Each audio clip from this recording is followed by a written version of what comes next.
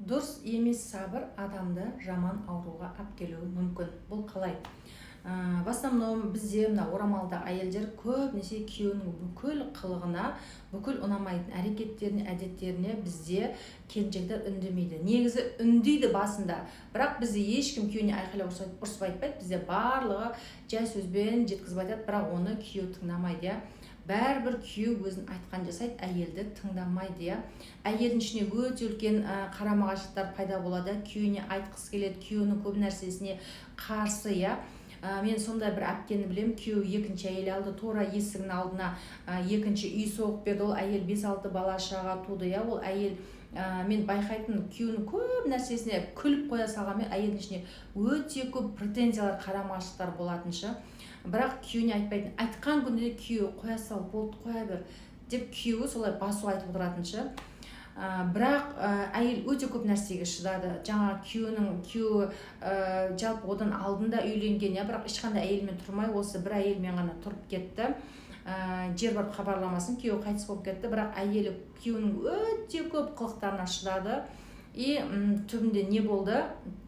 Түбінде күйеуі қайтыс болып кетті, екінші әйелі төркініне кетіп қалды. Ана әйел сонша шыдады, ешкімге айтпай сабырлы болды. Бәріміз не деген сабырлы әйел деп таң қалатынбыз, не деген әйел, нағыз тақуа әйел екен, нағыз енді бәрін нәрсе көнген, не деген тақуа әйел екен, бізді бәріміз сыртынан сүйсінетінбіз. Бірақ уақыт келе ол апайдың екінші қызы жаман ауруға шалдықты. Ол бүкіл сбор жинады, Индияға дейін апарып көрсетті, бірақ қыз жазылмады.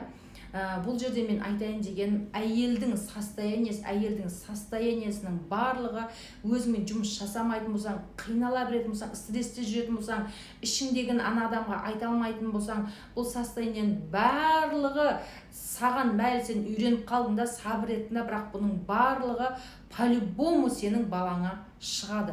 Қаласаң да, қаламасаң да, бұның барлығы басқа жақтан шығады, қыздар. Бұл жағдай, тура осындай жағдай тағы біреуде болып жатыр. Мен оны қазір екінші видеода айтамын, себебі бір видеоға барлығы сыймайды. Сол үшін өздеріңіздің состояниеңізбен, ішіңізде бүкіл претензиямен, бүкіл ішіңіздің эмоциямен жұмыс істеуге, міндетті түрде жұмыс істеу керексіздер. Өздеріңіз үшін болмаса да, балдарыңыз үшін істеу керексіздер.